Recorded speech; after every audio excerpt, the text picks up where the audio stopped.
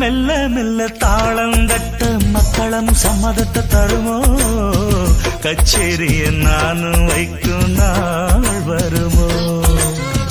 அஞ்சு வீரர் கோலம் போட அச்சம் என்ன மிச்சமின்றி விடுமோ அந்நாடந்த ஆசை என்னும் நோய் வருமோ மொட்டு விரிந்தால் வண்டுதான் முத்தம் போடாதா முத்தம் விழுந்தால் அம்மம்மா வெட்கம் கூடாதா